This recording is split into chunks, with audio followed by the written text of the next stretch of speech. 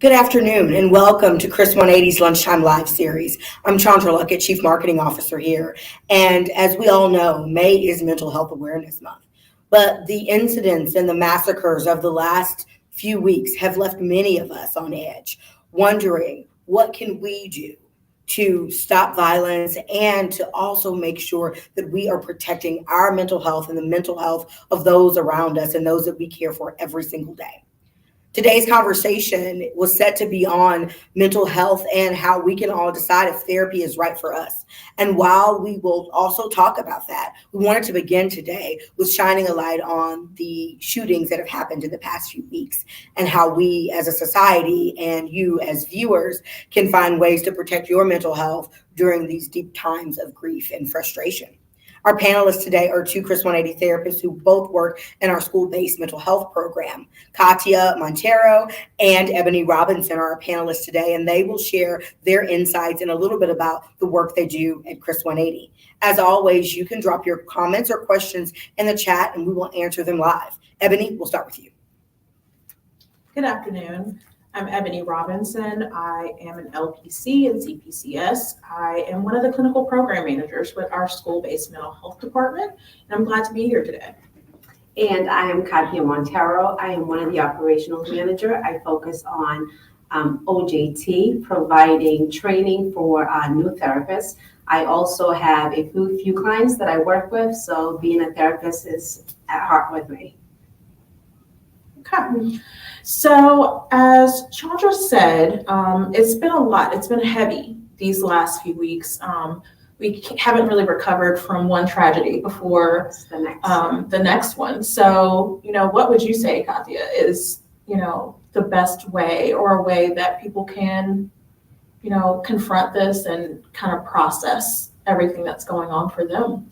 Well, I think being aware of what's going on is the first step, right? But just kind of being able to talk to others and being vulnerable, sharing your feelings and being open with the day-to-day. And, just kind of sometimes it feels like you kind of get desensitized because it's happening so often. But being able to just kind of have that support in place and being able to have someone that you can talk to, share your feelings and be open with how it is that you're personally dealing with, I think can be very helpful.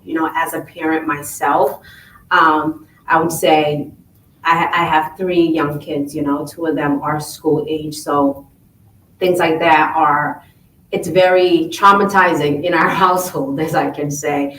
But I have a very strong support system and, very loved ones who are able to just kind of help me through that process to then be able to be strong for my little ones.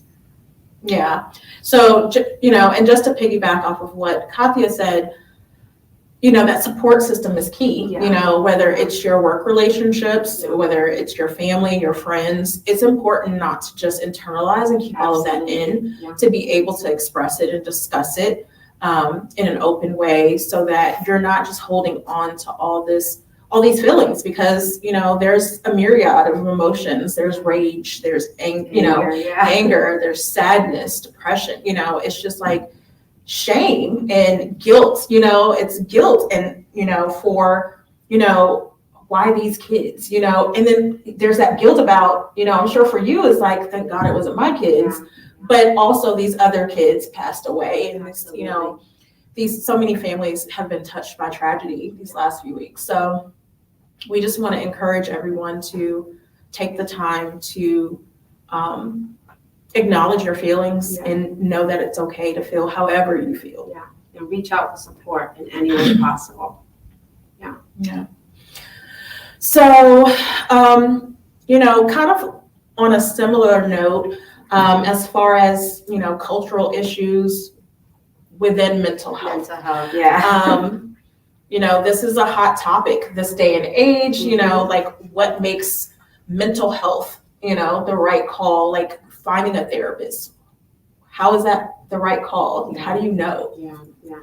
Well, I would start with me in particular, one of the things that's dear to me is mental health. And growing up in a third world country in the islands of Cape Verde, mental health was not a thing. you know. I grew up very young as a Catholic. My family, my mother was she wanted to be a nun, and obviously that didn't happen. Here I am, right? But one of the things that to this day she says is tudo passa, which basically means it will go away, you know? So having that at a very young age, I didn't know about mental health. My go-to was praying. That's how I grew up. And, you know, coming here to the States and being able to just get my education in mental health, and now understanding the path I took to where I am today, it's bizarre, you know, and definitely a blessing, I would say, a blessing in disguise. So now even talking to my mother, going back to her for a second, being able to explain to her, yes, tudo passa, yes, it will go away, but these are the steps that now I can take professionally to be able to provide that for myself and also now my family. So yeah, I can relate, because in a similar vein, you know, growing up in the South, and, you know, I'm from Alabama, and, you know, everything was church in church. You can just pray, you know, believe in the Lord, and everything will be okay. Absolutely. And, you know, and I think that gets so deeply ingrained in us, yes, that when we start feeling things that the praying is not helping, you know, it's not going away. So then there's that shame, like, well, what am I not doing? Am I not Christian enough? Yeah. Am I not, you know, doing the right things? Am I being, you know, you know, did I not do enough? And yeah. I think, you know, realizing as I got older that it's okay to not be okay. It's okay to not, you know, have all the answers. It's okay, but question yourself. Yeah, but I find that especially in a lot of Black and brown communities, you know, that aspect of, you know, church will save everything and church will fix everything, kind of gives you, you know, it makes you take a step back and realize, well, is this enough? Yeah. You know, do I need to go a step further? So what was that change for you from how you grew up in Cape Verde to being in this field? Well, I would definitely add that change for me came in like middle school after I got here. Growing up there was 8 of us. So it was a big family, and just kind of feeling certain things that I didn't have before, right? And kind of feeling like it wasn't enough, or I wasn't enough. Looking at social media and looking at myself, like, is there something wrong with me? So a lot of times, the good thing is, right, it's ironic now, but it started, my mental health thinking and wanting to become more involved with mental health started back in the church in my middle school. There was this mentor that I had, and that's how it started. She explained to me more about mental health and like the feelings that I was feeling at the time and who to talk to and why I was feeling that way, and just kind of taking away like that stigma. Making it okay. Yes, making it okay to reach out to someone, right? And to talk about these feelings and to know, hey, yes, we can still pray about it. Absolutely, 100%. There's nothing wrong with that.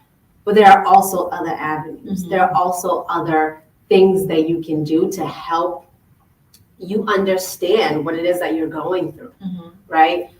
So it was definitely my middle school and the mentor that I had at the time that kind of cleared that path for me to look into mental health and just kind of understand what was it that I was going through and how to now learn about it to be able to help other people. And I've never left. I'm never leaving, staying. So that leads to the question, like, how do you know if you need help? Yeah. You know, like, what's the difference between just kind of being sad for a couple of days and, you know, having depression? Yeah. And I would say that's a difficult answer for everyone, right? And I think that's kind of like tiptoeing in the water of the unknown, but being able to see that, like you said, am I just sad because I'm sad in the moment, or am I really going through these symptoms that are now diagnosed as depression? Being able to, again, going back to your support system, right? I have like my sister, for example, we talk about this stuff a lot. And one of the things that she often says, oh, you're a therapist, I can talk to you about it, I'll be fine. And after a while of that, it's like, hey, we're now talking about the same things. Over and over again. There are days where you're saying now, like, it's hard for you to eat. It's hard for you to get out of bed. It's hard for you to even have this conversation with anyone else. Let's see how else we can get you the help that you need, So then you start talking about, okay, can I find someone who I can relate to? Can I find someone who I can connect with? I think all of those things are important in regards to how do I seek out mental health and how do I find someone that is right for me? Right. Yeah, because there's so many things, right? And everything that we see in the media and out there is not accurate, some of it is, but you don't just like wake up one day and, you just feel better magically, so what we have to go through those steps, and it's just realizing too, you have to protect your peace, and whatever that looks like for you. So that might be, working out or, I don't know, doing yoga. Yeah. That doesn't sound exciting to me, but, doing those things. It might just be having a girls' night or a guy's night out. Yeah. And that might be that temporary cure. But like you said, like when you're keep coming back to the same issue, then there's something more at play. Absolutely. That needs to kind of be addressed. And when you're having the same conversations over and over again, it's like, yeah, we're not saying that we don't care about you and your issue. It's just to say, like, you as her sister can't really be objective about it. So I'm on her side always. Right. And so, okay, so what can we do to help you kind of get through this and push through this? So, okay. So as far as your sister, if you don't mind sharing, like, so did she reach out? Did she, did you help her with that process and what to look for? It was more like a push. I tend to push, that helped. But yeah, so the process where we are now, she's with, a professional who is not always going to choose her side, right? Who will be able to just kind of see both sides and look at things in a more objective eyes. And I think sometimes that's needed, like that push, right?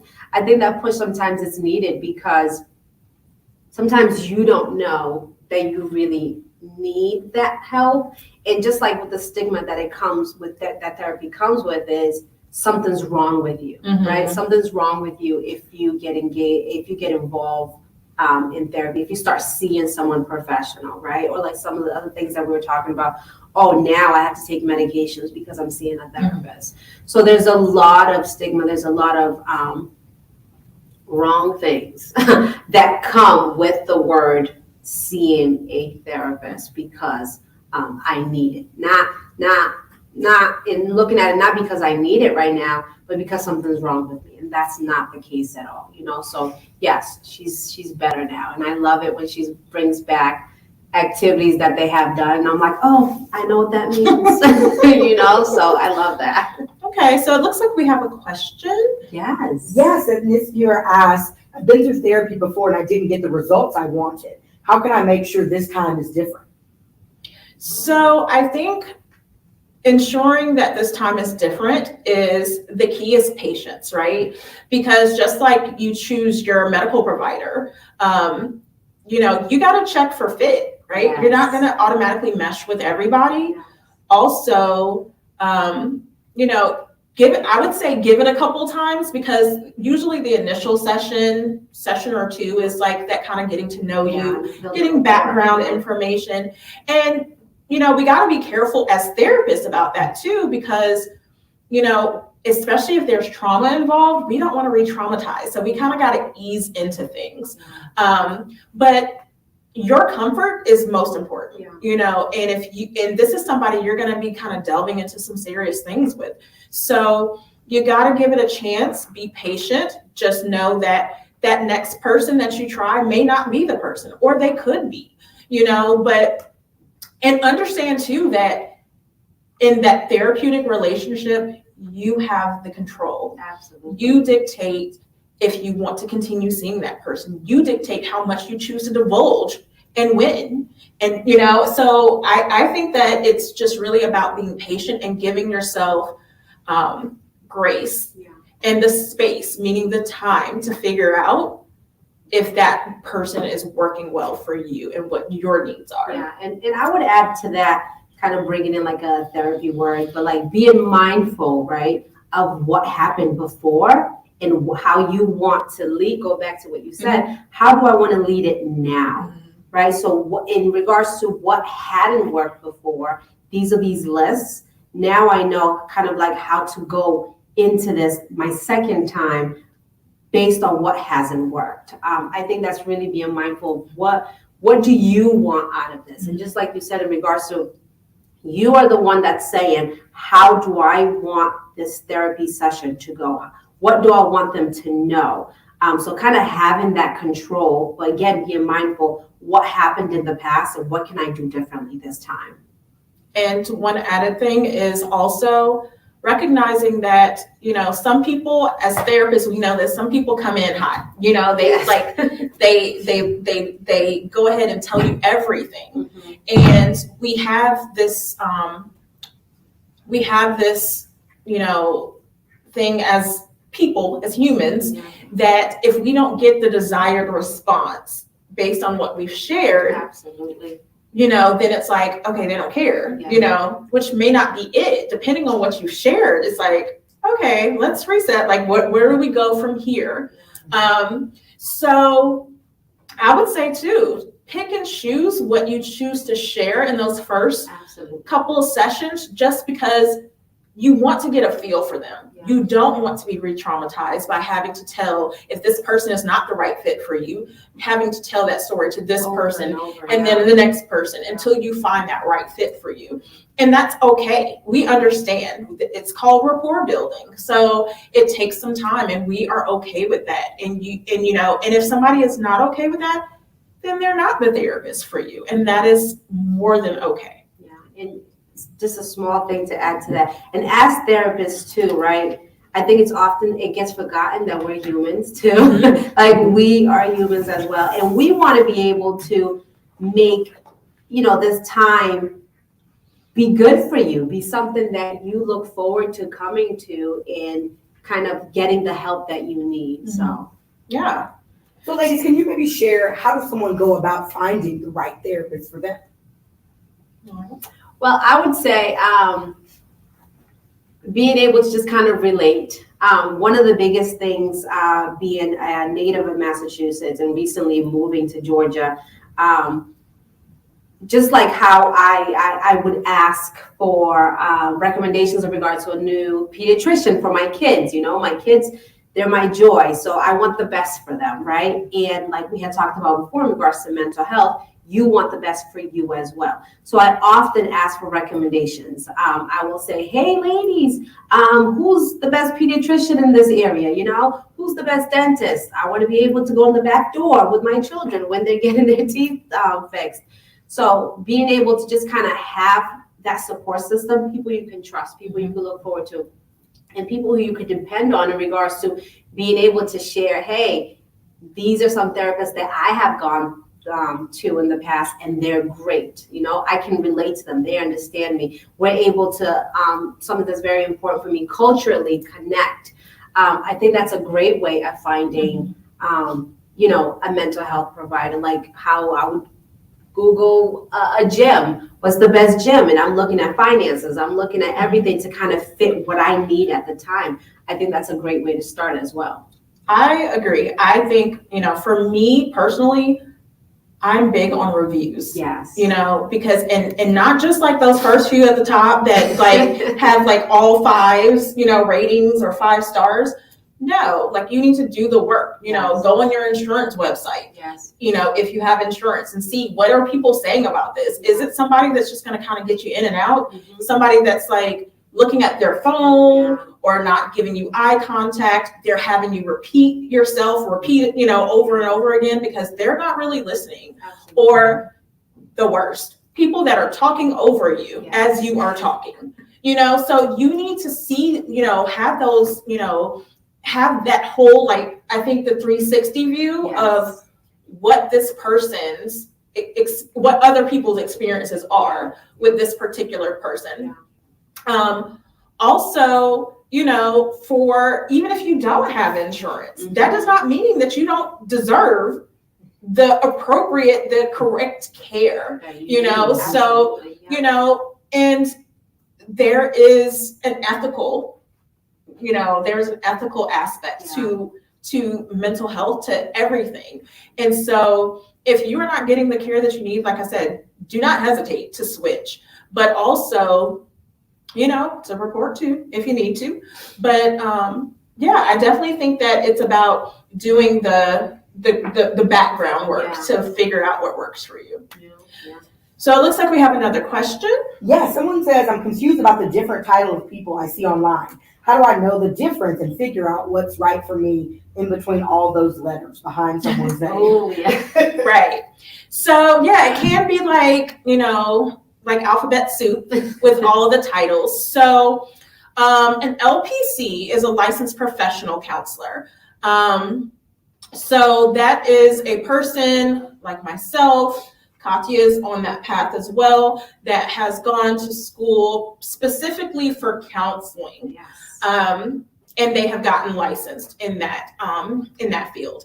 And LCSW is a licensed clinical social worker. So social workers tend to do the more macro level, which is the larger scale, but they have often gone to school had coursework that is specific to mental health and everything else. LMSW is licensed master social work. So it's pretty much the associate level of the LCSW.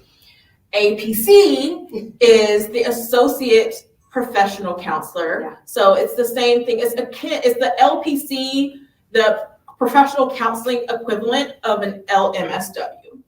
And then you have LMFTs. So LMFTs are licensed marriage and family therapists. And they go to school generally to deal with what it says, marriage, family, but they can also deal, with all the same kind of issues. So it's really about your preference. Absolutely. It does not to say that one is better than the other. It's about, again, fit, what works best for you, right? And that question, in regards to the alphabet soup, right? You can ask that right off the first session. If that's something that, you're interested in or something that you're just kind of confused about, that's perfectly fine to ask because, again, you lead these sessions, right? It's what's best for you and what it is that you need. We will follow. Exactly. So it's just really about your preference and also what you want to look for, kind of dealing with that question, but also what we were speaking about with, picking a therapist for you. It's also, you want to look up like what you think your issues are, what the presenting issues might be. So if you know that you have a lot of anxiety and you're having frequent panic attacks, you don't want to go to somebody who does not specialize in that. You don't want to go to somebody who only deals with, grief, because it's not gonna necessarily mesh well unless, they also have a background in anxiety. So you want to pay attention to all those little things. But like we said, the biggest encouragement we want to provide is do your research, and what works for you is never not okay. Yes, absolutely. So when you all think about people taking that next step to seek counseling, How do you encourage someone to maybe take that step from hearing this conversation today and moving forward? I would say focus on what you need. I think that is it's a tough question for you to answer individually. Kind of looking at what's missing right now, what doesn't feel right. Oftentimes, for me, myself, like the gym, for example, the gym is something that's very important to me, just kind of working out. And I know within myself, Katia, it's been a few days. Something's missing. Something doesn't feel right. Let's take the next steps. And going back to what we had said initially, I think having that support system is huge, being able to just kind of have like that confidant, right? And looking at, again, what is it that I need right now and how can I feel my best? So, I mean, we're here. Chris 180 is here for you. Definitely providing what exactly you need in the moment. So, yes, and just to add a last little piggyback to that, also, nothing is forever. It doesn't have to be. You can go into that first session and decide, I'm not ready for this. I can't do this, or I don't really like this person. It's not forever. Absolutely. You can do therapy for 5 years and then be like, I'm feeling good, and then take a 10-year break and then like, I need a tune-up, so nothing has to be forever, and you get to control that narrative. Just be able to take that first step. Right. So we have another question? Yes, and it's in line with the conversation, but it kind of takes us back to the beginning. And this person wants to know, it's hard to watch the news daily, but my kids are asking questions. How can I have a conversation with them about what's happening in the world without scarring them for life? That's such a good question. Oh my goodness. I had mentioned earlier, so I have young ones, and it's very difficult having that conversation. It's sometimes, I have to tread lightly, depending on what I say, based on my emotions and my anger at the time, but there are supports out there. There are different resources. I mean, this morning I had read a book about talking to young kids about school shootings and how not to, make them feel so overwhelmed, but teach them, right? Teach them and just provide that education, I think is important without your personal feelings, because then, as we know, our kids, they learn based on what actions we provide. So just kind of being able to be mindful of that, what you say, how you say, but just teaching them that, they have their supports, right? That they have their safety net. But I think allowing them to learn about the truth is also very important. And just making sure you keep that door open for that ongoing communication, because as we all know, growing up, kids swear they know everything and they don't. And so, you don't want them hearing, answers to these questions that they might have from their friends, who are telling them wrong information, or who might make them more afraid, even more afraid of what the news is showing us and reflecting to us. So just like Katia said, just keeping your own emotions in check and letting them know, like, anytime you have a question, you can come back and ask me. Absolutely. Let's talk about it, and make sure you're just, as long as you're doing it in an age appropriate way, there's nothing wrong with it, because unfortunately that's the world we're living in right now, that these things are happening. We've had 3 mass shootings in the last 3 weeks. Wow. And, and it's just like one thing after the other. And they do have questions. Yeah. So I think as long as we are giving them the space to talk about it and know that there's nothing wrong, even if you don't have any questions right now, you can come back to me at any time and ask a question or talk about your feelings, your fears, and I'm here for you. Yeah, and to reiterate what you just said, I think it's very important. It needs to be age appropriate, right? I have a young 3-year-old. I'm not, it wouldn't be appropriate for me to be talking to her about that stuff at this time, me personally. However, I think being mindful of the fact that, things are happening. This is our day to day, unfortunately. But being mindful of their age, what you say, and the feelings that you're portraying as you're discussing these matters. Mm-hmm. Yeah. And just knowing that, for them, this is scary. They don't understand what's going on, and it's okay to feel afraid. And just talk about, depending on who it, what it is, like, just can say there's some bad people, maybe for your daughter, can just say, sometimes there's bad things happen, and just keep it very surface level. Whereas with your older kids, you could go a little bit deeper into things. So, trust yourself in your parenting and your knowledge of your kids and how they will receive the information. Absolutely. So ladies, for our last question, I'd love for you to respond to this statement that mental health is health. What does that mean to you? It's just as important as your physical health.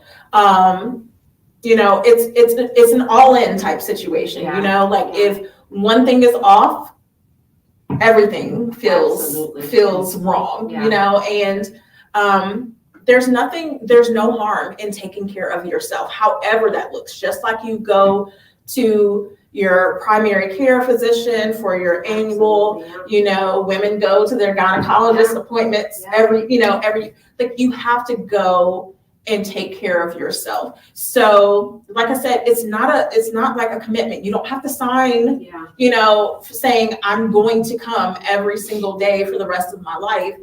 It's just, the definition of insanity, they say, is doing the same thing, expecting different results. And sometimes, even if you just try it and figure out, like, maybe this is not for me, or maybe I'm not ready right now, just open yourself up to the possibility that, I might need something more. Might need to add a little bit more to what I'm currently doing to make things work.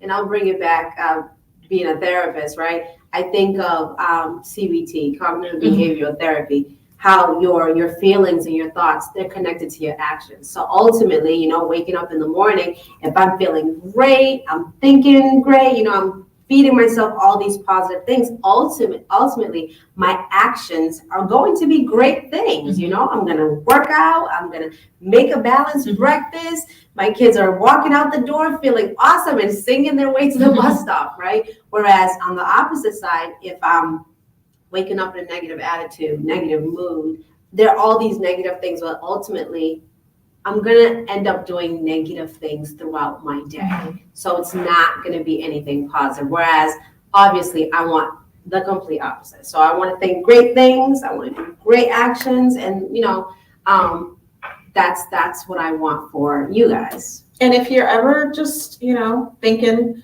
maybe I want to see if this is for me, we are here. Chris 180, we are here for you. We have, school-based therapists, obviously. We have counseling centers. We have so many programs, and, we can do telehealth. Some people are not comfortable with that, with in person. So, and even if it's not us, we want you to take care of you, whatever that looks like for you. Absolutely. Well, Eboni took my job here at the end, but she really summed it up so well. Thank you so much to Katia and to Eboni for shining a light on this conversation today.